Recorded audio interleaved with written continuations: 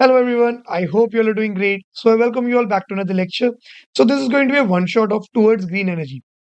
इस चैप्टर में हम लोग क्या देखने वाले हैं that is about energies there are different different types of energies इन सारे एनर्जीज को आप लोग यूज करोगे to make electrical energy now why electrical energy because in our day to day life we are using so many gadgets आप लोग का light हो गया फैन हो गया एसी हो गया लैपटॉप हो गया फोन हो गया इन सबको चार्ज करने के लिए इन सबको यूज करने के लिए रन करने के लिए यू नीड इलेक्ट्रिकल एनर्जी तो ये जो इलेक्ट्रिकल एनर्जी ये बनता कैसे वो हम लोग अभी सीखने वाले हैं तो first of all towards green energy समझने से पहले we should know about energy का definition so energy is nothing but it is an ability to do work एक एबिलिटी है कोई भी सिस्टम का कुछ तो एक काम करने का now there are different different types of energy जैसे कि विंड एनर्जी हो गया सोलर एनर्जी हो गया there is different different thermal हो गया केमिकल हो गया etcetera now you need to know what is kinetic energy and potential energy कि अगर कोई भी एक ऑब्जेक्ट मोशन में मूव कर रहा है तो उसके पास कौन सा एनर्जी होगा काइनेटिक एनर्जी होगा अगर कोई भी एक ऑब्जेक्ट रेस्ट में होगा तो उसके पास कौन सा होगा पोटेंशियल एनर्जी होगा ये क्यों मैंने अभी एक्सप्लेन किया क्योंकि ये मुझे आगे लगेगा तो one more thing that is very important आप लोगों ने फिजिक्स या फिर केमिस्ट्री में सुना होगा दैट इज की energy is neither created nor be destroyed it is converted from one form to another form ये जो मैंने स्टेटमेंट अभी बोला है इसको भी मैं प्रूव करके दिखाऊंगा कि आप लोग एनर्जी को बना भी नहीं सकते हो आप इस एनर्जी को मिटा भी नहीं सकते हो आप लोग एक चीज कर सकते हो कोई भी एक फॉर्म ऑफ एनर्जी उस एनर्जी को आप लोग कन्वर्ट कर सकते हो इनटू डिफरेंट फॉर्म थोड़े टाइम में मैं समझाता हूँ फिर हम लोग देखेंगे that is green energy now what do you mean by green energy green energy is nothing but एक ऐसा energy which is renewable renewable मतलब क्या है इसको आप लोग बार बार बना सकते हो सेकेंड चीज ये जो एनर्जी से ये आपके एनवायरमेंट को डैमेज नहीं करेगा या फिर एकदम मिनिमल डैमेज होगा इट इज इको फ्रेंडली तो ऐसे टाइप ऑफ एनर्जी को आप लोग क्या कहोगे ग्रीन एनर्जी कहोगे फॉर एग्जाम्पल में you have sun and wind क्या सन और विंड कभी खत्म होने वाला है ये कभी भी खत्म नहीं होने वाला सेकेंड चीज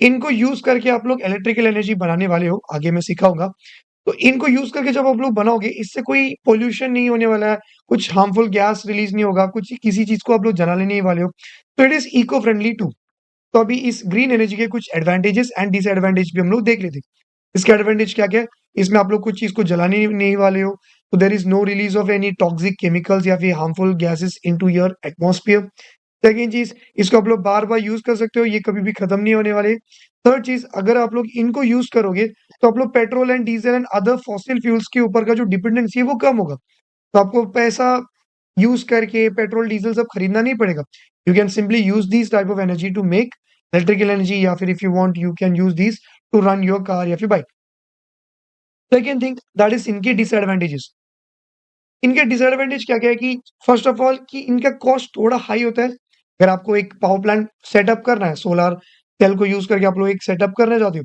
तो उसका जो इनिशियल इन्वेस्टमेंट है that is going to be bit high थोड़ा ज्यादा पैसा लगेगा आपको स्टार्टिंग में उसे बनाने के लिए सेकेंड चीज इनको बनाने के लिए you need a big space of land आपको बहुत ज्यादा जगह चाहिए इनको प्लेस करने के लिए थर्ड चीज eight the end of their life span जैसे कि आप लोगों ने विंड मिल यूज किया या फिर सोलर सेल यूज किया ये कभी ना कभी तो खराब होगा तो ये खराब होने के बाद इनको आप लोग रिसाइकल उतने अच्छे से नहीं कर सकते हो तो छोटे मोटे इनके भी डिसएडवांटेजेस है बट ये लोग ज्यादा बेटर है अदर देन फॉसिल फ्यूल तो आई होप आपको ये पार्ट भी समझ में आ गया अभी हम देखने वाले हैं कि इलेक्ट्रिसिटी को कैसे बना सकते हैं तो ये प्रिंसिपल का नाम है इलेक्ट्रोमैग्नेटिक इंडक्शन ये हमको किसने बताया माइकल फैराडे इस पे एक 1 मार्क का एमसीक्यू आएगा दैट इज कि इलेक्ट्रोमैग्नेटिक इंडक्शन ये प्रिंसिपल किन्होंने इन्वेंट किया तो आप लोग क्या लिखोगे माइकल फैराडे या फिर आप लोग पूछेंगे माइकल फैराडे ने क्या इन्वेंट किया तो आप लोग क्या बोलोगे इलेक्ट्रोमैग्नेटिक इंडक्शन ये प्रिंसिपल तो सिंपली अगर आपको इलेक्ट्रिसिटी बनाना है आप घर पे भी बना सकते हो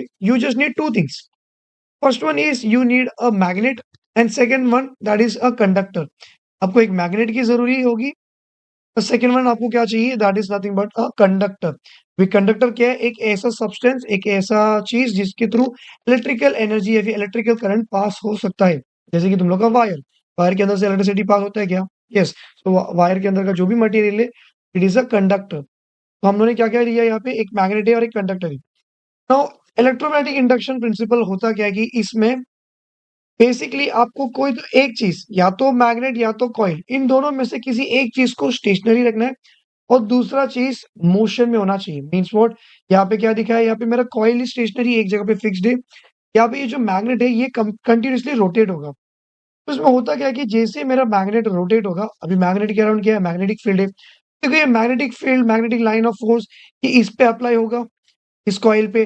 जैसे ये मैग्नेटिक फील्ड इसके ऊपर गिरेगा तो वैसे ही क्या होगा, इलेक्ट्रिसिटी बनेगा। ये बना या नहीं बना वो चेक करने के लिए आप लोग क्या करोगे, एक volt meter eight the and लगाओगे। तो this is nothing but electromagnetic induction. इसमें कोई तो एक, या तो मैग्नेट या तो कॉइल, दोनों में से किसी एक चीज क्या होना चाहिए, मोशन में होना चाहिए। इसको उल्टा भी कर सकते हो, मैग्नेट को स्टेशनरी रखो, कॉइल को मैग्नेट के आजू बाजू में आप लोग मूव करते रहो, तो भी इसमें इलेक्ट्रिसिटी बनेगा। और इसको आप लोग कैसे मेजर कर पाओगे, using volt meter. Volt meter में आपको रिफ्लेक्शन देखने को मिलेगा। तो this is electromagnetic induction. Now अभी मैं एक वर्ड बोलने वाला हूँ, दैट इज जनरेटर। तो अभी नेक्स्ट टाइम जब भी आप लोग को मैं जनरेटर वर्ड बोलूंगा, तो आपके दिमाग में क्या आना चाहिए, एक ऐसा बॉक्स, एक ऐसा चीज जिसके अंदर ये दो है। क्या मैंने बोला, जनरेटर मीन्स व्हाट, एक ऐसा इंस्ट्रूमेंट, एक ऐसा मैकेनिकल इंस्ट्रूमेंट जिसके अंदर क्या होगा, एक मैग्नेट होगा और एक कॉइल होगा। फॉर एग्जाम्पल अगर मैं अभी नेक्स्ट टाइम जनरेटर बोलूंगा तो आप लोग क्या याद रखोगे, इसके अंदर मैग्नेट होने वाला है, this is your magnet, this is your magnet, और इसके बीच में क्या होगा, कॉइल होगा। सिंपल। नाउ अभी आप लोग इलेक्ट्रिसिटी आराम से बना सकते हो, बस आपको ये कॉइल को कंटिन्यूअसली रोटेट करना है, मैग्नेटिक फील्ड इसके ऊपर अप्लाई होगा और इलेक्ट्रिसिटी बनेगा। बट आप लोग आपके हाथों से कब तक इस चीज को रोटेट करते रहोगे, आफ्टर सर्टन टाइम आप लोग थक जाओगे, फटीग होगी। तो what are we going to do, what if we can have a like a fan something, एक फैन लाइक या फिर ब्लेड लाइक स्ट्रक्चर ये एंड में, ताकि जब ये ब्लेड घूमेगा तो कॉइल भी घूमेगा। तो ये जो फैन लाइक स्ट्रक्चर या फिर ये ब्लेड लाइक स्ट्रक्चर है, इसको आप लोग क्या कहोगे, turbine. What is a turbine, it is nothing but a fan या फिर ब्लेड लाइक स्ट्रक्चर। ये किसको अटैच्ड है, तुम लोग के कॉइल को अटैच्ड है। तो होता क्या है कि समझो यहाँ पे मैंने बहुत जोर से विंड अप्लाई किया, जैसे विंड अप्लाई करेगा तो ये फैन रोटेट होगा। ये फैन किसके साथ अटैच्ड है, that is nothing but coil. तो विंड अप्लाई किया, कॉइल रोटेट, अपना फैन रोटेट हुआ, या फिर इसको हम लोग क्या कहेंगे, टरबाइन रोटेट हुआ। टरबाइन रोटेट होने के कारण क्या रोटेट होगा, तुम लोग का कॉइल भी रोटेट होगा। जब कॉइल रोटेट होगा तो ये मैग्नेटिक फील्ड इसके ऊपर अप्लाई होगा और क्या बनेगा, इलेक्ट्रिकल एनर्जी बनेगा। This is electromagnetic induction. आपको टरबाइन क्या है वो समझ में आ गया। तो ये टरबाइन को मैंने यहाँ पे क्या चीज को यूज करके रोटेट किया, दैट इज विंड एनर्जी। तो ये तुम लोग का विंड मिल, विंड मिल में ऐसे ही होता है। तो मैं चाहे तो विंड को यूज करके टरबाइन को रोटेट कर सकता हूँ, तो उस टरबाइन का नाम क्या है, विंड टरबाइन। अगर मैं स्टीम को यूज करके टरबाइन को रोटेट करूँ तो उसका नाम क्या होगा, स्टीम टरबाइन। अगर मैं पानी को यूज करके रोटेट करूंगा तो उसका नाम क्या होगा, हाइड्रो टरबाइन। तो according to the source which is use to rotate the turbine, तो उसके बेसिस में हम लोगों ने क्या किया, टरबाइन को नाम दे दिया। अभी most important thing one more, that is कि हर एक पावर प्लांट में you are going to see two flow charts. ऐसे कुछ फ्लो चार्ट्स आपको हर एक पावर प्लांट में देखने को मिलेगा। यहाँ पे इन्होंने सिंपली क्या बोला है, एक प्रॉपर सोर्स ऑफ एनर्जी चाहिए to rotate your turbine. Turbine rotate हो गया तो आप लोग के जनरेटर के अंदर से क्या मिलेगा, इलेक्ट्रिकल एनर्जी मिलेगा। अभी आगे जब हम लोग हर एक पावर प्लांट देखेंगे, वहां पे दो टाइप होगा। एक है कंस्ट्रक्शन की, क्या क्या इक्विपमेंट्स हम लोगों ने वहां पे यूज किया है उस पावर प्लांट में। सेकंड वन, कौन से एनर्जीज इन्वॉल्व है to make at the end हम लोग क्या बनाने वाले, इलेक्ट्रिकल एनर्जी बनाने वाले हैं। तो आई होप आपको ये सारे कंसेप्ट बहुत इजीली समझ में आ गया होगा। तो अभी हम लोग समझ चुके हैं कि इलेक्ट्रिसिटी कैसे बनाएगी। बस मुझे कॉइल को रोटेट करना है, कॉइल मेरा टरबाइन से अटैच्ड है। इन शॉर्ट मुझे उस टरबाइन को रोटेट करना है, उसके लिए मुझे एक एक बहाना चाहिए। So now we are going to see कि how can we rotate this turbine. We are going to use different energies to rotate this turbine. तो सबसे पहला पावर प्लांट हम लोग सीखने वाले दैट इज की thermal power plant. Thermal power plant में हम लोग क्या यूज करने वाले, दैट इज कोल। कोल पता सब लोग को, देखा होगा कोल, ठीक है। तो इसमें क्या होगा, मैं ना कोल को यूज करूंगा। कोल के पास होता है केमिकल एनर्जी। अब you need to remember these energies के नेम्स टू, वो 1 मार्क के लिए एमसीक्यू आ सकता है कि कोल के पास कौन सा एनर्जी है, तो आप लोग क्या लिखोगे, chemical energy. C for coal, C for chemical energy. तो ये देखो आपका टेक्स्ट बुक का डायग्राम है, इट इज वेरी इजी। यहाँ पे आपको एक बॉक्स दिख रहा है, इसको देखो दो पार्टीशन किया है। यहाँ पे फर्स्ट पार्ट में उन्होंने क्या रखा है, that is fuel and air. Fuel यहाँ पे हम लोगों ने क्या यूज किया, दैट इज कोल। कोल को मैं क्या कर रहा हूँ, यहाँ पे मैं एयर यूज करूंगा, कोल यूज करूंगा, और मैं कोल को जलाऊंगा। जैसे ही मैं कोल को जलाऊंगा तो क्या होता है कि coal is nothing but carbon का कंपाउंड है। तो जैसे मैं उसको जलाऊंगा तो कार्बन कार्बन के बीच में जो बॉन्ड है ना वो टूटेगा। जैसे वो बॉन्ड टूटेगा बहुत सारा एनर्जी निकलेगा। उस एनर्जी को मैं यूज करूंगा टू बॉईल वाटर। अगर इतना नहीं समझ में आया, सिंपली मैंने यहाँ पे क्या किया, एक चेंबर लिया, उस चेंबर में मैं क्या कर रहा हूँ, कॉइल को अपना कोल को जला रहा हूँ। जैसे मैं कोल को जलाऊंगा उसमें से बहुत ज्यादा अमाउंट में एनर्जी मिलेगा। उस एनर्जी को मैं यूज करके मैं क्या करूंगा, अपने पानी को बॉईल करूंगा। तो देखो यहाँ पे आपको एक कनेक्शन दिख रहा है। तो दिस इज नथिंग बट एक पाइपलाइन, ऐसे समझो इस पाइप के अंदर क्या था, वाटर था। तो मैंने इस एनर्जी को यूज किया और इस पाइप के अंदर का जो भी वाटर है उसको मैंने क्या किया, गर्म किया। जैसे मैं इसको हीट करूंगा तो क्या होगा, ये water gets converted into steam. Now you guys know steam के पास बहुत ज्यादा एनर्जी होता है। फॉर एग्जाम्पल आप लोगों ने घर पे देखा होगा, कुकर कुकर के अंदर थोड़ा पानी भरो, कुकर को ऊपर से बंद करो और नीचे से आग लगाओ। थोड़ा टाइम के बाद में वो कुकर के ऊपर का जो नोजल है वो लिफ्ट होगा। मीन्स व्हाट, इतना ज्यादा मैंने उस पानी को बॉईल किया, जो स्टीम बना, स्टीम के पास इतना ज्यादा प्रेशर, इतना ज्यादा ताकत है कि वो नोजल को मूव कर सकता है। मेरे को वही चीज चाहिए था। मैंने यहाँ पे क्या किया, वाटर को बॉईल किया। Water which was in liquid state gets converted into steam that is in gaseous state. Steam के पास बहुत ताकत है। अभी स्टीम कहाँ पे जाएगा, मेरे टरबाइन के पास। टरबाइन को जैसे हिट करेगा, टरबाइन विल रोटेट। तो ये टरबाइन कौन सा यूज हो रहा है यहाँ पे, स्टीम टरबाइन। और जैसे ही अगर मेरा टरबाइन रोटेट हुआ और उसके पीछे क्या रहेगा, generator. Means what, turbine will be connected to your coil. तो टरबाइन रोटेट हो गया, कॉइल रोटेट हो गया, जनरेटर के अंदर से इलेक्ट्रिसिटी बन गया। Now what I am going to do with this steam. Steam ने हिट किया, टरबाइन रोटेट हो गया, मेरे को इलेक्ट्रिसिटी बन गया। अभी ये जो स्टीम है ये एक जगह पे सेटल होगा। इस स्टीम को मैं वापस तो कन्वर्ट कर सकता हूँ ना इनटू लिक्विड स्टेट, और मैं इसको वापस यूज कर सकता हूँ। पानी को मैं बचाऊंगा, क्यों मैं इसको वेस्ट करूंगा। तो what I am going to do, यहाँ पे जो भी स्टीम बना वो यहाँ पे कलेक्ट होगा। इस स्टीम को मैं कहाँ पे सेंड करूंगा, कूलिंग टावर। ये टावर में होता क्या है, कंडेंसेशन। आप लोगों ने ये चीज केमिस्ट्री में सुना होगा। व्हाट इज कंडेंसेशन, कोई भी गैसेस स्टेट से उसको हम लोग लिक्विड स्टेट में कन्वर्ट कर रहे हैं। तो मेरे को यहाँ पे जो भी स्टीम मिला था उस स्टीम को मैंने कूलिंग टावर के पास सेंड किया। कूलिंग टावर में मैंने क्या किया, इसका जो स्टीम था उसमें से गर्म हीट एनर्जी उसको मैंने निकाल दिया। जैसे ही उसमें से मैंने हीट एनर्जी निकाला तो वो क्या हो गया, स्टीम अभी gets converted into liquid form. अब ये लिक्विड फॉर्म वाला वाटर मैं क्या करूंगा, वापस से मैं अपने बॉयलर में डालूंगा। फिर वापस से यहाँ पे कोल चलेगा, कोल में से जो एनर्जी यूज होगा उसको यूज करके मैं यहाँ पे वाटर को वापस से बॉईल करूंगा। स्टीम मिलेगा, steam will be use to rotate the turbine, electrical energy will be produced. After that, the steam will be sent to the cooling tower. Cooling tower will convert the steam. यहाँ पे condensation होगा, steam gets converted into liquid, and this liquid is again like pushed to your chamber. समझ में आ गया, it was very easy. ठीक है, अभी इसमें आप लोग को मैंने जैसा बोला दो फ्लो चार्ट से याद रखना है क्या क्या चीजें इसमें यूज हुआ है, क्या क्या इंस्ट्रूमेंट्स। तो सबसे पहले हम लोगों ने कौन सा फ्यूल यूज किया, कोल यूज किया। कोल को मैंने यूज किया, कोल को जलाया, और जलाने के कारण क्या हो गया, एक बॉयलर था उसमें जो वाटर था it gets converted into steam. अब ये स्टीम जाएगा मेरे स्टीम टरबाइन को हिट करेगा, स्टीम टरबाइन विल रोटेट, और इसके कारण मेरे जनरेटर के अंदर का कॉइल रोटेट होगा, और जनरेटर के अंदर से मुझे क्या मिलेगा, इलेक्ट्रिकल एनर्जी मिलेगा। स्टीम टरबाइन में जो स्टीम हिट करने के बाद उसको मैं क्या करूंगा, कूलिंग टावर के पास भेजूंगा। तो there is a system to convert this steam into liquid again. तो there is a system for converting steam back into the liquid form, और इसको वापस मैं कहाँ पे सेंड करूंगा, अपने बॉयलर में। इजी था, ठीक है। नेक्स्ट वन इज तुम लोग का एनर्जीज। स्टार्टिंग में मैंने एक चीज आप लोगों को बताया था कि energy is neither created nor be destroyed, it is converted from one form to another form. उसका यहाँ पे प्रूफ दिखाता हूँ मैं। एनर्जी को मैं क्रिएट भी नहीं कर सकता, डिस्ट्रॉय भी नहीं कर सकता, बट मैं एक चीज कर सकता हूँ, एनर्जीज को मैं चेंज कर सकता हूँ एक फॉर्म से दूसरा फॉर्म। आई टोल्ड यू, कोल कोल के पास कौन सी एनर्जी है, केमिकल एनर्जी। क्योंकि ये कोल कार्बन का बना है, तो कार्बन कार्बन के बीच में एक बॉन्ड है, उसको हम लोग तोड़ रहे हैं। मैंने स्टार्टिंग में थोड़ा बहुत समझा था। तो ये जो केमिकल एनर्जी है, इस केमिकल एनर्जी को मैंने यूज किया टू बॉयल माई वाटर। तो जब मैं बॉयल करूंगा तो थर्मल एनर्जी मुझे मिलेगा।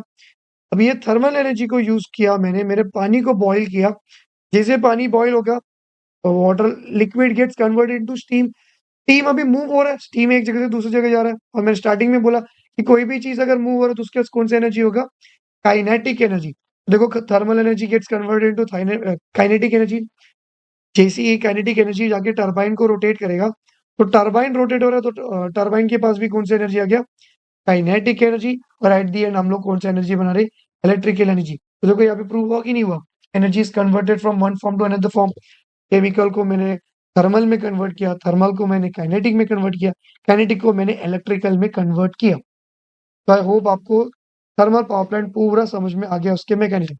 अब इसके कुछ problems, if you look closely, यहाँ पे जब मैंने जलाया, ठीक है, एनर्जी को मैंने यूज किया, पानी को बॉयल किया, बट जब मैं कोल को जलाऊंगा, कुछ हार्मफुल केमिकल टॉक्सिक गैसेस भी रिलीज होता है, that is from this stack stack दिख रहा है, तो कोई यहाँ से धुआं निकल रहा है, तो this is polluting, air pollution हो सकता है। तो जब आप लोग कोल को जलाओगे तो एयर पोल्यूशन, अभी जो गैस रिलीज होगा उसमें क्या क्या होगा, कार्बन डाइऑक्साइड होगा, सल्फर ऑक्साइड होगा, नाइट्रोजन ऑक्साइड होगा, तो ये सब चीजें भी एटमोस्फियर में रिलीज हो रहा है, due to which this is not a good way of making electrical energy. तो जस्ट टेल मी, क्या thermal power plant eco friendly है या नहीं? It is not eco friendly. Tell me one more thing, क्या ये green energy है?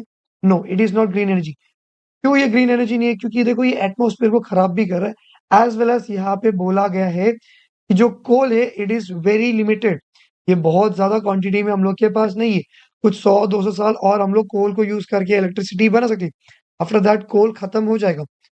तो कोल limited भी है, एज वेल एज ये एयर पोल्यूशन भी कर रहा है, ड्यू टू विच कोल को हम लोग ग्रीन एनर्जी नहीं कंसिडर करते हैं। तो दो प्रॉब्लम समझ में आ गया। Third problem is suit particles भी रिलीज होते हैं, जो स्मोक अभी रिलीज हो रहा है ना, ये जो यहाँ पे जब जला रहे हैं हम लोग, तो ये जो काला काला धुआं है इसमें छोटे छोटे पार्टिकल्स होते हैं, ब्लैक कलर का सूट पार्टिकल्स। तो ये जो सूट पार्टिकल्स है, अगर इसको हम लोग इनहेल करोगे तो हम लोग को क्या होगा, बीमारी होगा, we are going to have respiratory disorder, breathing related या फिर लंग रिलेटेड हम लोग को डिजीजेस होने का हाई चांसेस है। तो this was your thermal power plant. इसका आपको डायग्राम देख के जाना है, they might ask you for labelling, इसके प्रॉब्लम्स आपको पता होना चाहिए, और इसमें कौन सा फ्यूल यूज हुआ, उस फ्यूल के पास कौन सा एनर्जी था, as well as those two flow charts. वो एक फ्लो चार्ट में हम लोग क्या क्या इक्विपमेंट्स, क्या क्या चीजें यूज कर वो देखे, और दूसरे फ्लो चार्ट में हम लोगों ने क्या देखा कि कौन से एनर्जीज इसमें इन्वॉल्व है। Now one more important thing, हर एक पावर प्लांट में you are going to see this one, X Y Z location में वो वाला पावर प्लांट है। जैसे कि देखो यहाँ पे मेरे को मेनली याद रखना, दैट इज कि महाराष्ट्र वाला चंद्रपुर में we have thermal power plant, जो कितना मेगावाट्स का एनर्जी बनाता है, दैट इज 3340। तो चंद्रपुर आपको याद रखना है, जो कि महाराष्ट्र में है, और कितना एनर्जी देता है ये भी याद रखना है। सेम ऐसे आपको हाइड्रोइलेक्ट्रिक पावर प्लांट में भी जगह देखने मिलेगा, कहाँ कहाँ पे इंडिया में कौन से पावर प्लांट है, ये आपको देख के जाना ही है। बिकॉज एक बार एग्जाम में आया था कि कोयना डैम में से कितना एनर्जी बनाते हैं, एक बार एमसीक्यू में आया था। So that is the reason इस बार हम लोग फुल अलर्ट होके जाएंगे। तो थर्मल पावर प्लांट समझ में आ गया आप लोगों को, very good. Now we are going to see nuclear power plant. Same है थर्मल पावर प्लांट जैसे ही, बस वहां पे हमने फ्यूल कोल यूज किया था, कोल को यूज करके वाटर को बॉईल किया। यहाँ पे मैं कोई तो रेडियो एक्टिव एलिमेंट को यूज करूंगा, सेम उस रेडियो एक्टिव एलिमेंट को यूज करके मैं क्या करूंगा, पानी को बॉईल करूंगा, then I am going to get steam, फिर steam turbine rotate and so on, बाकी सब कुछ चीजें सेम है। बस यहाँ पे थोड़ा सा अलग है, दैट इज इनिशियल स्टेज में वो क्या है मैं अभी समझाता हूँ। तो सबसे पहली बात you need to understand, that is nuclear fission. इसमें ना दो टाइप के फ्यूल यूज होता है। थर्मल में हमने कौन सा फ्यूल यूज किया, कोल। यहाँ पे मैं क्या यूज करूंगा fuel, that is either uranium या तो प्लूटोनियम। तो यूरेनियम या फिर प्लूटोनियम को मैं यूज करूंगा। ना यूरेनियम का अगर आपको एटॉमिक मास पता है, that is 235। Means what, uranium का न्यूक्लियस के अंदर number of protons and neutrons कितना है, दोनों को ऐड करूंगा तो 235। यूरेनियम का 235 इज इट्स स्टेबल स्टेट। ये वाला अभी जो यूरेनियम के मैं बारे में बात कर रहा हूँ, ये अभी स्टेबल स्टेट में, जैसे कि आप लोग सभी लोग अभी अपने स्टेबल स्टेट में हो। जैसे मैं आपको कुछ खाना दूंगा तो आप लोग एक्साइटेड स्टेट में आओगे, अब में बहुत ज्यादा ताकत आ गया, now what are you going to do, you going to use this energy, आप लोग कुछ वर्कआउट करोगे, कुछ एक्टिविटीज करोगे, फिर वापस आप लोग आपके नॉर्मल स्टेट में आओगे। तो मैं यहाँ पे क्या करूंगा, सेम लॉजिक यूज करूंगा। ये जो यूरेनियम 235 है, इसको मैं अभी अनस्टेबल करूंगा। जैसे मैं इसको अनस्टेबल करूंगा, ये क्या करेगा, स्टेबल होने के चक्कर में बहुत ज्यादा एनर्जी देगा। उस एक्स्ट्रा एनर्जी को मैं यूज करूंगा टू बॉइल वाटर। समझ में आ गया मैंने क्या क्या बोला? ठीक है, वेरी गुड। तो what I am going to do, मुझे यहाँ पे इस यूरेनियम को अनस्टेबल करना है, एक्साइटेड स्टेट में लेके जाना है। तो मैंने क्या किया, यहाँ पे मैंने बम्बार्डमेंट किया, एक न्यूट्रॉन को लिया। समझो कि यहाँ पे मेरे पास क्या है, ये एक एटम है यूरेनियम का। इस एटम पे मैंने क्या किया, एक न्यूट्रॉन का बम्बार्डमेंट किया। न्यूट्रॉन नो चार्ज जो न्यूक्लियस के अंदर होता है वो। जैसे मैं इसमें न्यूट्रॉन का बम्बार्डमेंट करूंगा, इसको मैं क्या करूंगा, फेंक के मारूंगा, तो अभी जो 235 था यूरेनियम, ये बनेगा 236। जैसे ये 236 बनेगा, ये अनस्टेबल है, बहुत ज्यादा एक्साइटेड स्टेट में चला गया। तो ये क्या करेगा, अभी स्टेबल होने के चक्कर में ये बहुत सारे चीजों को रिलीज करेगा खुद से। तो सबसे पहले ये क्या रिलीज करेगा, क्रिप्टॉन एंड बेरियम। ये कुछ प्रोडक्ट्स है। स्टेबल होने के लिए इसने क्या क्या रिलीज किया, सबसे पहले क्रिप्टॉन रिलीज किया, बेरियम रिलीज किया, और क्या रिलीज करेगा, ये एक्स्ट्रा 3 न्यूट्रॉन्स को भी रिलीज करेगा। एक यूरेनियम के ऊपर जब आप लोग एक न्यूट्रॉन का बम्बार्डमेंट करोगे, तो एक क्रिप्टॉन मिलेगा, एक बेरियम मिलेगा, 3 न्यूट्रॉन्स भी निकल रहा है एक्स्ट्रा। और इसके अलावा most important thing that is this one, 200 mega electron volt. This is energy.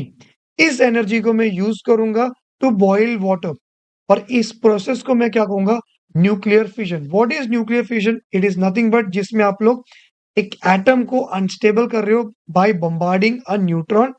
जैसे आप लोग न्यूट्रॉन के इसको बम्बार्ड करोगे, तो वो क्या करेगा, कुछ चीजों को एमिट करेगा और वापस अपने स्टेबल स्टेट में आने को ट्राई करेगा।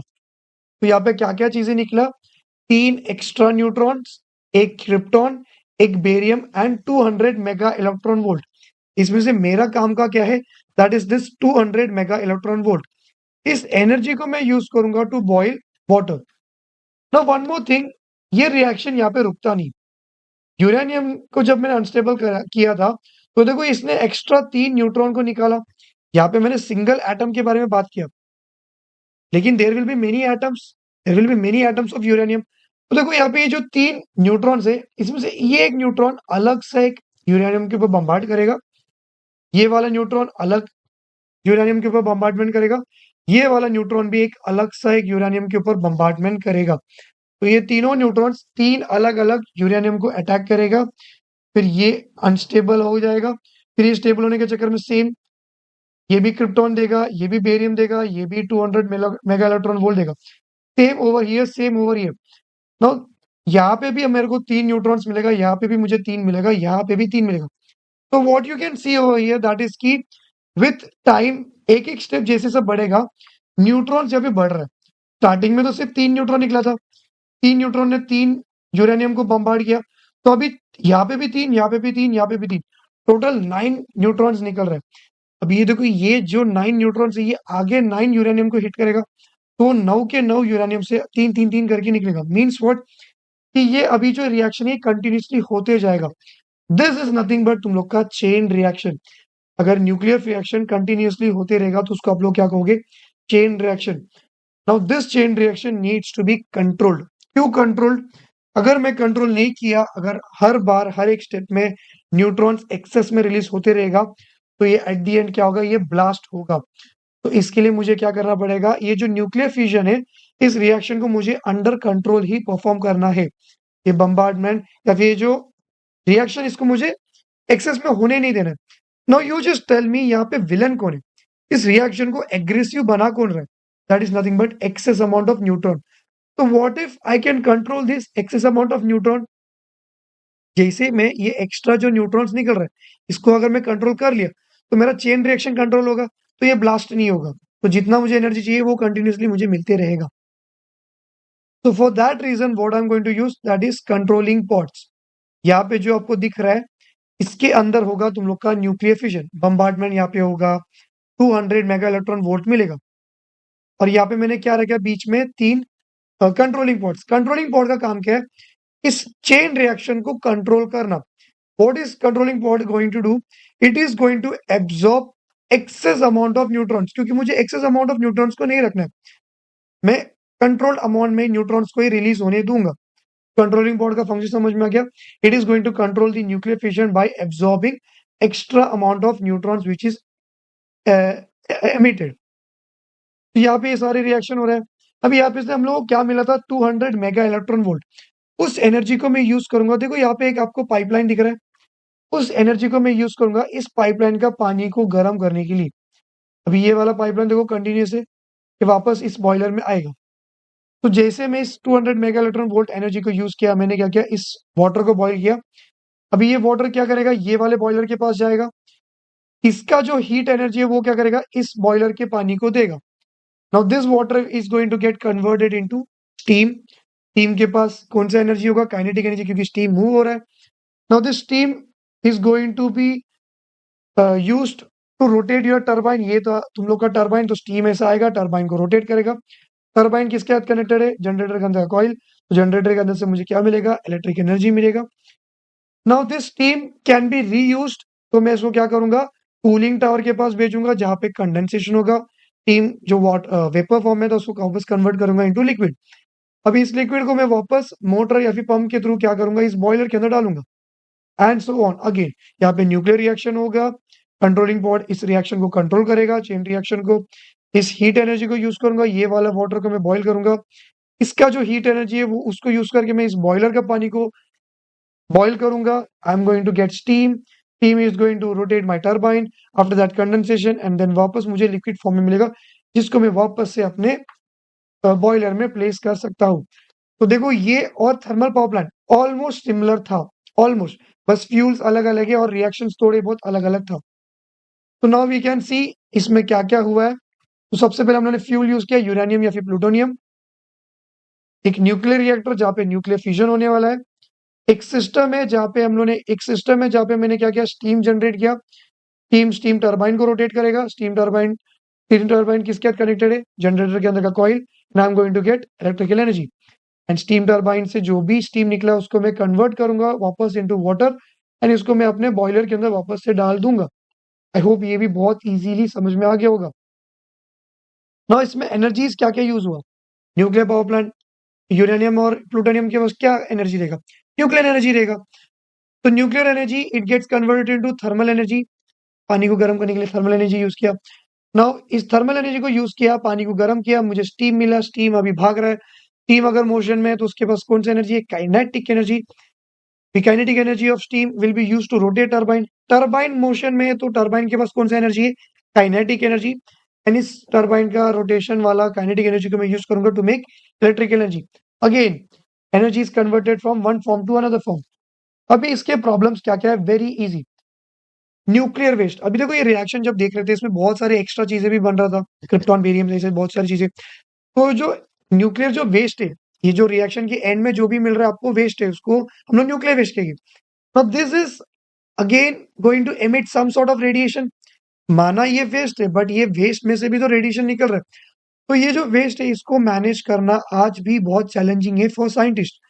तो दैट इज वन प्रॉब्लम कि इसका जो न्यूक्लियर वेस्ट है उसमें से रेडिएशन निकलता है, उसको मैनेज करना it is bit challenge. Second one is accidental risk.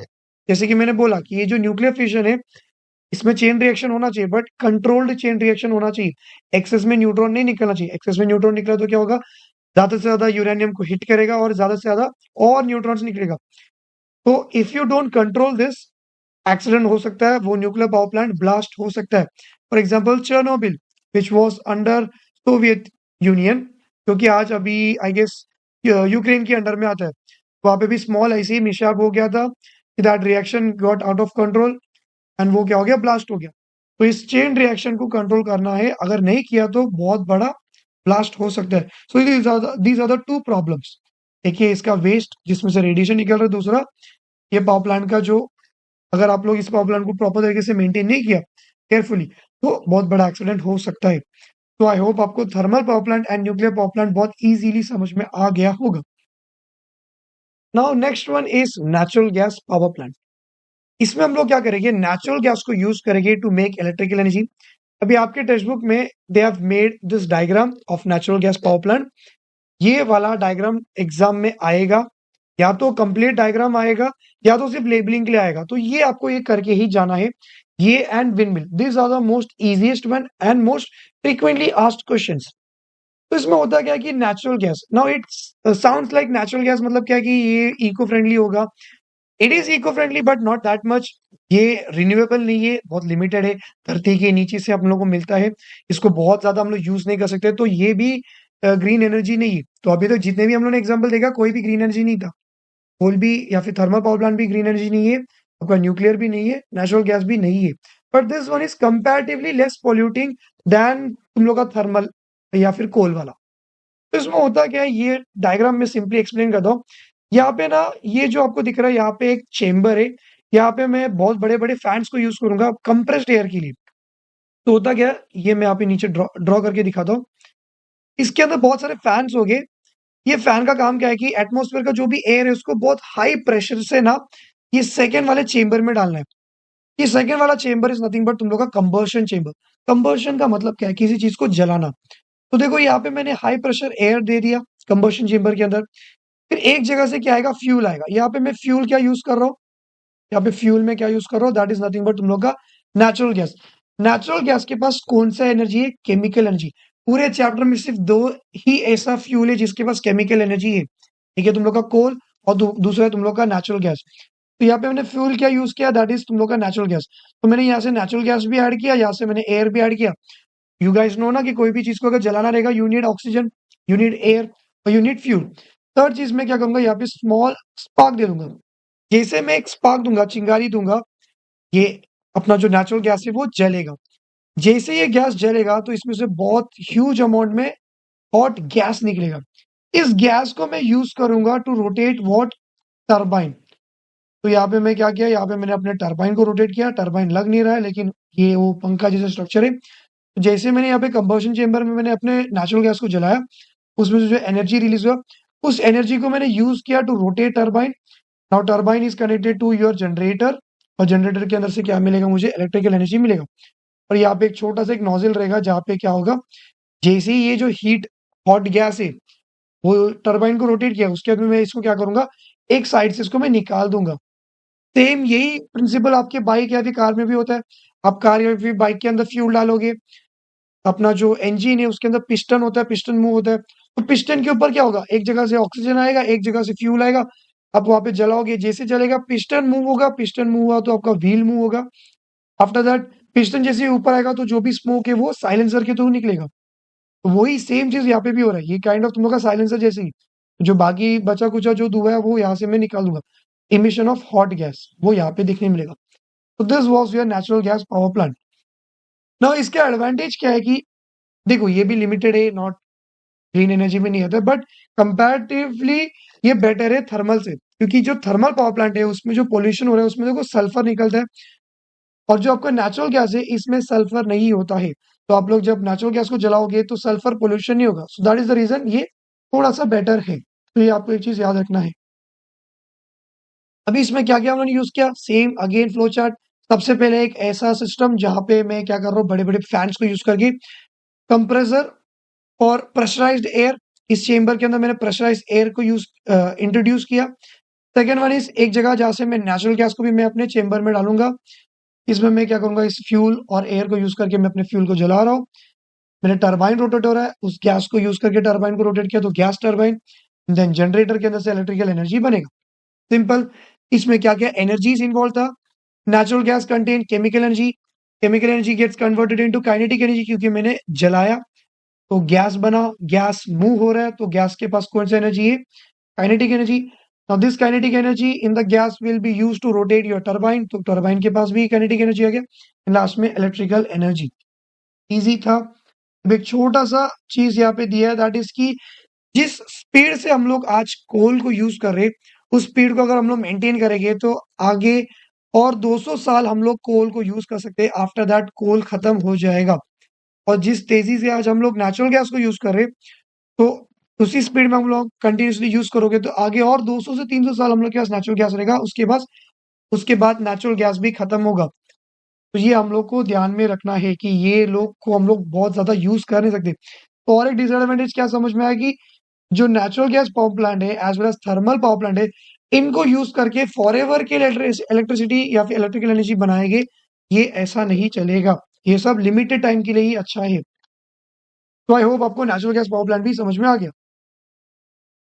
Now next one is hydro electric power plant. This is the easiest one. ये और विंड तो 2 मिनट में हो जाएगा। सिंपली यहाँ पे क्या कर रहे हैं हम लोग? डैम्स के यूज करोगे। देखो यहाँ पे एक डैम बना है, यहाँ पे पानी को मैंने स्टोर किया। ना water is stored over here, something which is like not moving अपने रेस्ट स्टेट में, तो उसके पास कौन सा एनर्जी होगा? Very good, that is what? Potential energy. तो यहाँ पे पानी है, पानी को मैंने यहाँ पे स्टोर करके रखा है।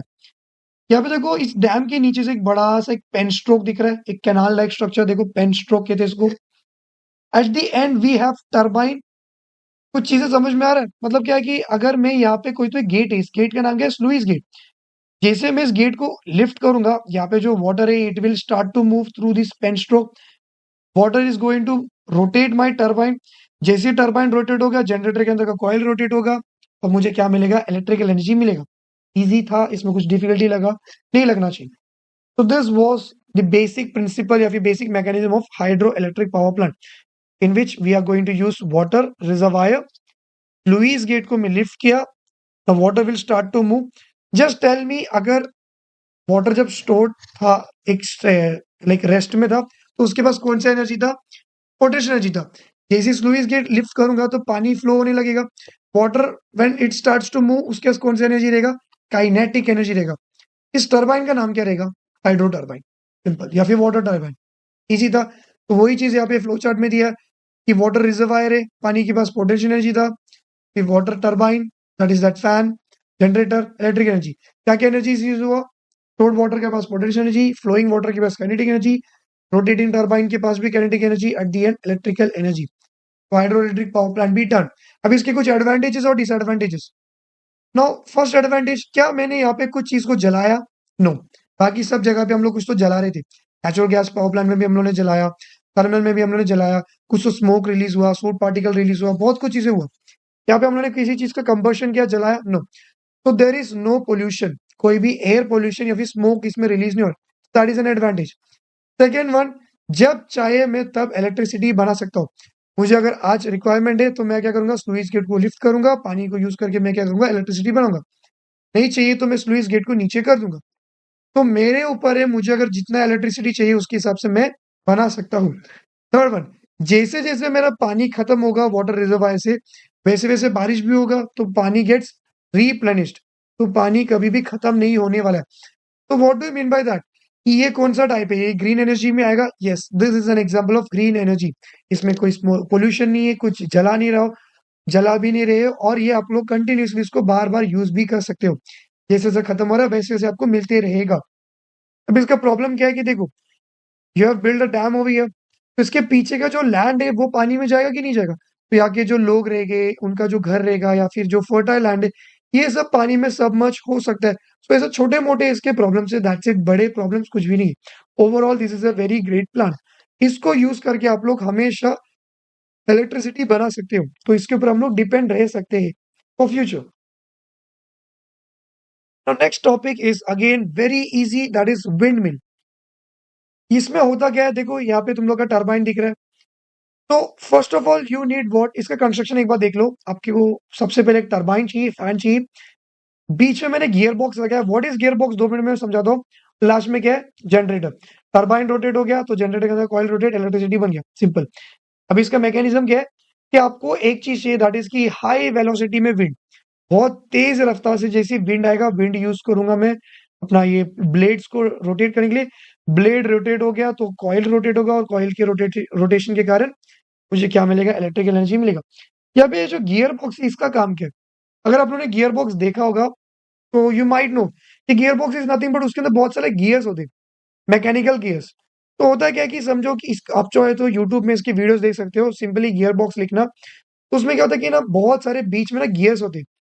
जब मैं फर्स्ट गियर को एक बार रोटेट करूंगा तो मेरा जो लास्ट वाला गियर है ना 100 या 200 टाइम्स रोटेट होगा।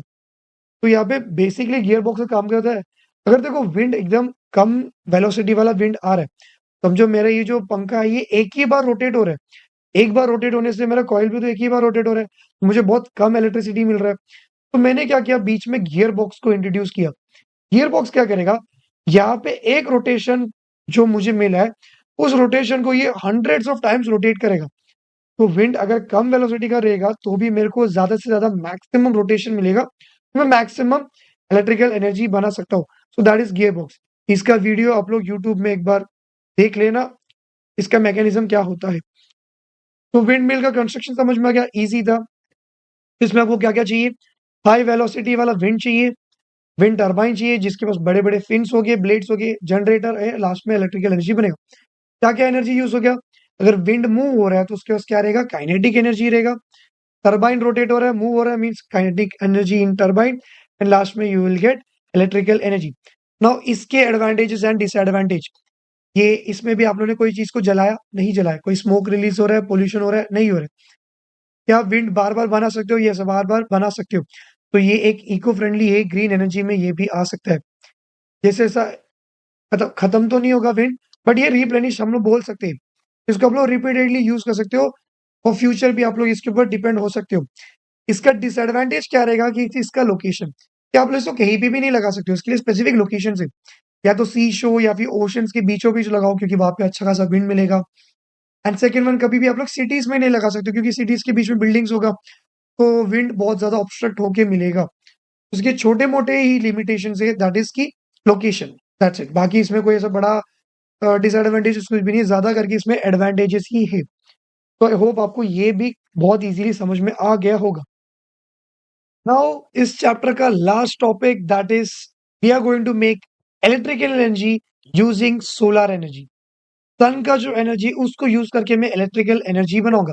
अभी सन की एनर्जी को यूज़ करके ना 2 मेथड है actually. There is solar photovoltaic cell, that is solar cell, solar panel, ये सब लोग को पता है। ये जो है this is one more method जहाँ पे मैं सन का एनर्जी को यूज करके इलेक्ट्रिकल एनर्जी बनाने वाला हूँ। तो हम लोग सबसे पहले इजी वाला देखेंगे, दैट इज की सोलर पैनल या फिर सोलर सेल। देन हम लोग सोलर थर्मल पावर प्लांट देखने वाले, क्योंकि यहाँ पे थर्मल पावर प्लांट कुछ तो यहाँ पे भी हम लोग बॉईल करने वाले, वाटर को बॉईल करेंगे। बता दो, it is very interesting, very easy. तो सोलर फोटोवोल्टाइक सेल, अभी होता क्या है कि यही है तुम लोग का सोलर सेल। सोलर सेल देखे होगे, ऐसे बड़े बड़े पैनल्स होते हैं, उसमें बहुत सारे छोटे छोटे सेल्स होते हैं पेयर शेप में। तो फर्स्ट ऑफ ऑल ये जो सोलर सेल है ये किस चीज का बना है? It is made up of silicon. तो 1 मार्क का एमसीक्यू क्या समझ में आ गया कि जो सोलर सेल है that is made up of silicon which is a semiconductor. Second चीज इसमें होता क्या, ध्यान से सुनो। यहाँ पे आपको एक इफेक्ट देखने मिलेगा, फोटोवोल्टाइक इफेक्ट। इस फोटोवोल्टाइक इफेक्ट के कारण इसको हम लोग क्या कहते हैं? Solar photovoltaic cell. ये जो सोलर सेल है ना, ये समझो ये एक सोलर सेल है, इसके अंदर क्या होगा? Solar photovoltaic effect. It is nothing but, जैसे ही मेरा ये सोलर सेल के ऊपर सनलाइट गिरेगा, ये जो सेल है ना, ये क्या करेगा? इस सनलाइट को डायरेक्टली कन्वर्ट करेगा into electrical energy. This is photovoltaic effect. मैंने क्या बोला? सोलर सेल के ऊपर जैसे ही अपना सोलर एनर्जी गिरेगा, सोलर सेल के ऊपर जैसे ही सोलर एनर्जी गिरेगा, वैसे ही वो उसको किस में कन्वर्ट कर रहा है? Into electrical energy. This effect is known as photovoltaic effect. और ये फोटोवोल्टाइक इफेक्ट के कारण इस सेल का नाम क्या आ गया? Solar photovoltaic cell, solar cell. समझ में आ गया? कंफ्यूज तो नहीं हुए ना? ठीक है। तो यहाँ पे सोलर का एनर्जी, सन का जो रेडिएशन है उसको मैंने डायरेक्टली कन्वर्ट किया इनटू इलेक्ट्रिकल एनर्जी।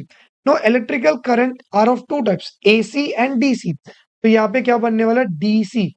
यहाँ पे डायरेक्टली करंट बना तो डीसी करंट बना, ऐसा याद रखना।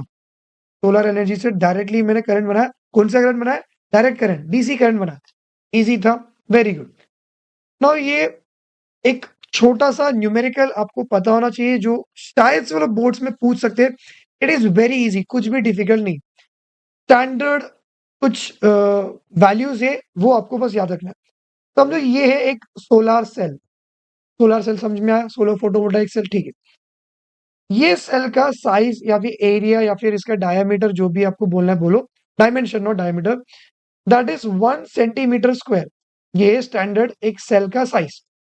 इतना समझ में आ गया? ये एक सेल मुझे 30 मिली एम्पियर का करंट बना के दे सकता है और 0.5 वोल्टेज, वोल्टेज या फिर पोटेंशियल डिफरेंस दोनों एक ही है। मैंने अभी क्या क्या बोला?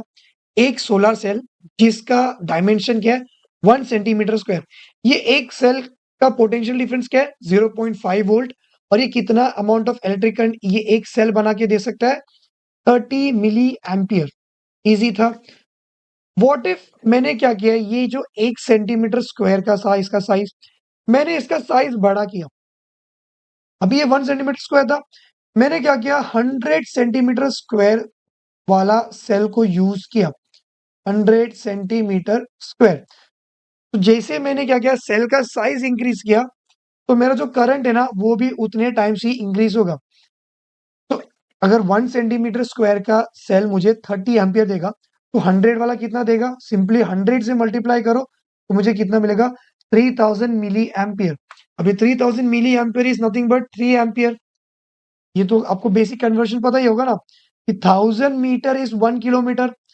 3000 मीटर इज 3 किलोमीटर, वैसे ही 3000 मिली एम्पियर इज 3 एम्पियर। समझ में आ गया। बट यहाँ पे एक चीज देखो, यहाँ पे पोटेंशियल डिफरेंस चेंज नहीं हुआ, ये 0.5 ही है। तो यहाँ पे मुझे बोलना क्या था कि आप 16 सेल लो, कोई भी साइज का लो, जितना बड़ा साइज उतना टाइम्स इलेक्ट्रिक करंट आपको मिलेगा, उतना टाइम से आप लोग इलेक्ट्रिक करंट को मल्टीप्लाई करना। आपको स्टैंडर्ड यूनिट पता है 30। बट वोल्टेज चेंज कभी भी नहीं होने वाला है, या फिर पोटेंशियल डिफरेंस कभी भी चेंज नहीं होने वाला। तो यहाँ पे लास्ट लाइन पे उन्होंने दिया है कि पोटेंशियल डिफरेंस वो आपका जो सोलर सेल का जो एरिया है उसके ऊपर डिपेंड नहीं करता है। समझो मैंने एक सेल लिया, एक नया सेल कंस्ट्रक्ट किया जो 1000 सेंटीमीटर स्क्वायर का है, तो मेरा इलेक्ट्रिकल करंट कितना रहेगा, करंट का आउटपुट कितना रहेगा, 30 × 1000। समझ में क्या, लेकिन मेरा वोल्टेज क्या रहेगा, 0.5 वोल्ट। समझ में आ गया इतना, वेरी गुड। अभी ये मैंने क्यों समझाया, क्योंकि आप लोग के एग्जाम में एक इक्वेशन आएगा, अगर आपके पास नवनीत या फिर डाइजेस्ट जो भी होगा, उसमें ना एक क्वेश्चन दिया है कि कुछ सेल्स को आप लोगों ने कोई तो एक स्पेसिफिक अरेंजमेंट में रखा है, डायग्राम भी दिया है आपकी बुक में, तो आपका आउटपुट लास्ट में क्या होगा वो आपको एक करके जाना है। तो अभी जो मैंने ये स्टैंडर्ड ये जो वैल्यूज बताया, इसका मैं यूज बता दूं। समझो कि मेरे पास बहुत सारे 16 सेल्स है, और मेरे को मेरे रिक्वायरमेंट के हिसाब से मैं क्या करूंगा, इस 16 सेल्स का मैं अरेंजमेंट कर सकता हूँ। मेरे पास 10-20 सेल्स है, तो मैं इस सेल को मैं कैसे भी अरेंज नहीं करूंगा, इसके लिए एक स्पेसिफिक अरेंजमेंट्स भी। या तो मैं सेल्स को क्या करूंगा, सीरीज में अरेंज करूंगा। सीरीज देखो कुछ ऐसे दिखेगा, पहला एक सेल, दूसरा एक सेल, एक के बाद एक के बाद एक, ऐसा। या तो मैं क्या करूंगा, इस सारे सेल्स को मैं पैरेलली अरेंज करूंगा, ये एक सेल, ये दूसरा सेल। तो देर आर टू मेथड्स जहाँ पे मैं 16 सेल्स को अरेंज कर सकता हूँ। या तो मैं सीरीजली अरेंज कर सकता हूँ, या तो मैं इनको पैरेलली अरेंज करूंगा। अभी जब सीरीज में अरेंज करूंगा तो मुझे आउटपुट कुछ अलग मिलेगा, पैरेलली जब मैं अरेंज करूंगा तो मुझे आउटपुट कुछ अलग मिलेगा। अभी तुमको टोटल 4 फॉर्मूलाज याद रखना है, टू बी मोर स्पेसिफिकली एक याद रखो, बाकी 3 याद होगा, and this is very easy. इसमें कुछ भी रटने के लिए नहीं है, सिर्फ कंसेप्ट को समझो। तो we are going to see that is की अगर मैंने बहुत सारे 16 सेल्स को मैंने क्या किया, पैरेलली अरेंज किया। पैरेलली देखो कुछ ऐसे दिखता है, तो यहाँ पे cell number 1, cell number 2, cell number 3 and so on. तो यहाँ पे मैं क्या करूंगा, दो फॉर्मुलास मेरे को याद रखना है। मैंने सिर्फ दो ही पैरामीटर्स अभी तक सीखा है सेल के रिलेटेड, एक है सेल का इलेक्ट्रिक करंट और दूसरा क्या है, सेल का वोल्टेज, या फिर नथिंग बट पोटेंशियल डिफरेंस। जब मैं सेल्स को पैरेलली अरेंज करूंगा तो इलेक्ट्रिक करंट को ऐड करूंगा, हर एक सेल का इंडिविजुअली इलेक्ट्रिक करंट को मैं ऐड करूंगा, लेकिन पोटेंशियल डिफरेंस को ऐड नहीं करूंगा। इन शॉर्ट ये समझो कि ये 1 सेंटीमीटर स्क्वायर का है, ये भी 1 सेंटीमीटर स्क्वायर का है। मुझे स्टैंडर्ड वैल्यू क्या पता है कि एक 1 सेंटीमीटर स्क्वायर वाला सेल का इलेक्ट्रिक करंट कितना है, 30 मिली एम्पियर। ठीक है, और ये वोल्टेज कितना है, कितना देता है वोल्टेज, 0.5 वोल्ट। इतना मुझे पता है। Same for this guy. ठीक है, मैंने क्या किया, पैरेलली अरेंज किया। पैरेलल का फॉर्मूला क्या था, अगर मैं सेल्स को पैरेलली अरेंज करूंगा तो electric current of each cell will be added, हर एक सेल का इलेक्ट्रिक करंट को ऐड करूंगा, पोटेंशियल डिफरेंस को ऐड नहीं करना है। इतना समझ में आ गया। तो यहाँ पे 30 मिली एम्पियर, यहाँ पे भी 30 मिली एम्पियर, जितना सेल है सारे 30 मिली एम्पियर ऐड होगा। तो यहाँ पे मैंने दो यूज किया तो मुझे कितना मिलेगा, 60 मिली एम्पियर, और मुझे वोल्टेज कितना मिलेगा, 0.5। तो आपको यह क्या याद रखना है, in case of parallel arrangement electric current of each cell will be added, potential difference को ऐड नहीं करना है, हर एक सेल का पोटेंशियल डिफरेंस को ऐड नहीं करना है। जो भी मैंने बोला अभी इसको उल्टा करो, सीरीज बन गया। सीरीज में जब मैं सेल्स को रखूंगा तो मैं पोटेंशियल डिफरेंस को ऐड करूंगा, करंट को ऐड नहीं करूंगा। तो समझो कि मेरा रिक्वायरमेंट है कि मुझे ज्यादा इलेक्ट्रिक करंट नहीं चाहिए, मुझे पोटेंशियल डिफरेंस ज्यादा चाहिए। तो मैं क्या मेथड यूज करूंगा, I am going to use series method. देखो यहाँ पे फर्स्ट सेल है, यहाँ पे सेकंड सेल है, मुझे इनका वैल्यूज पता है। 1 सेंटीमीटर स्क्वायर का है तो ये कितना देगा, 30 मिली एम्पियर, 0.5 वोल्ट। ये भी 30 मिली एम्पियर, 0.5 वोल्ट। तो जब मैंने सीरीज में अरेंज किया तो मुझे टोटल इलेक्ट्रिक करंट कितना मिलेगा, 30 मिली एम्पियर, क्योंकि सीरीज में इलेक्ट्रिक करंट ऐड नहीं होता है। और यहाँ पे टोटल पोटेंशियल कितना मिलेगा, 1 वोल्ट। 0.5 0.5 ना। तो आई होप आपको ये चीज समझ में आ गया। इसमें से कोई भी एक मेथड याद रखो, बाकी 3 याद होगा। अगर किसी एक चीज को ऐड कर रहे हो, दूसरी चीज को ऐड नहीं करना है। अब ये जो चीज बोला इसका उल्टा होगा दूसरे वाले अरेंजमेंट में। इफ आई वॉज यू, मैं पैरेलल वाला याद रखूंगा, शॉर्टकट भी मैं बता दूंगा। और एक, if you look closely, parallel में देखो यहाँ पे एक सेल दिख रहा है, यहाँ पे भी एक सेल दिख रहा है। इसने कुछ इलेक्ट्रिक करंट बनाया, इसने कुछ इलेक्ट्रिक करंट बनाया, तो ये इलेक्ट्रिक करंट यहाँ पे आएगा, यहाँ पे, तो ये वाला इलेक्ट्रिक करंट भी यहाँ पे भी आएगा। तो दोनों यहाँ पे आके कंबाइन हो रहे हैं, तो इन पैरेलल क्या होगा, इलेक्ट्रिक करंट को कंबाइन करना है।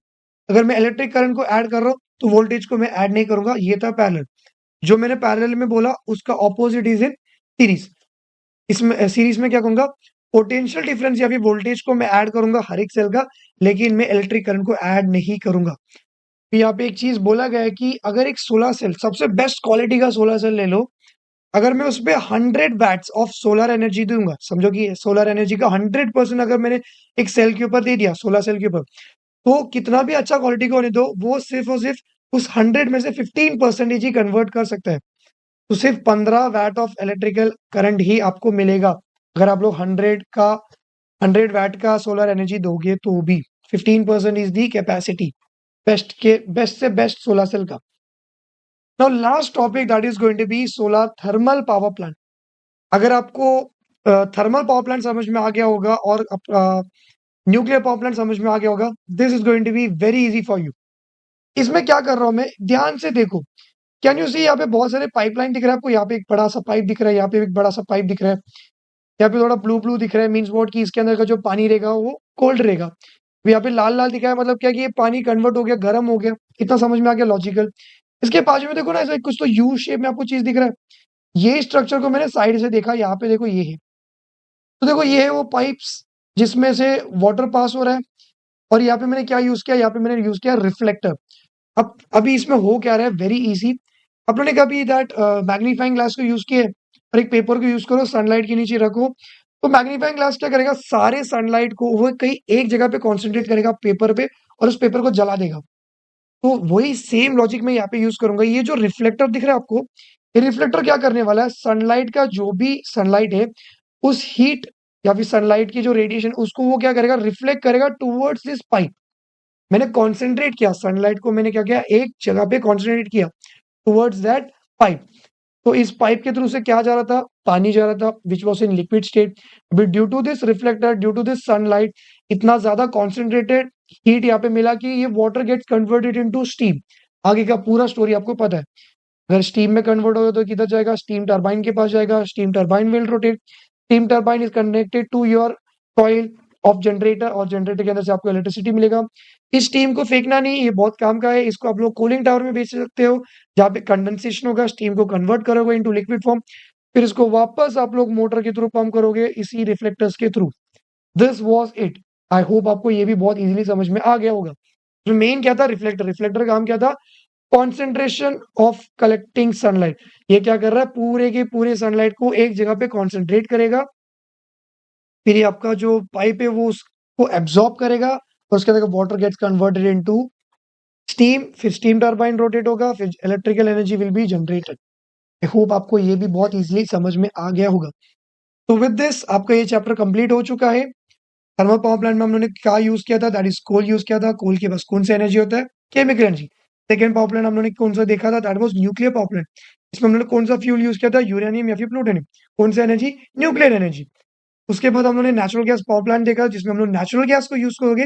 नेचुरल गैस के पास कौन सा एनर्जी है, chemical energy. After that we saw आपका विंड मिल, फिर हम लोगों ने हाइड्रो इलेक्ट्रिक पावर प्लांट देखा, एंड लास्ट में हम लोगों ने दो टाइप ऑफ सोलर एनर्जी को यूज करके इलेक्ट्रिसिटी बनाने वाला वो भी देखा। एक था सोलर फोटोवोल्टाइक सेल को यूज करके, एंड दूसरा one is solar thermal power plant. So I hope this one shot was very valuable for you guys. So I will see you all soon. Chalo sen, bye bye, tata, good night, and I love you all.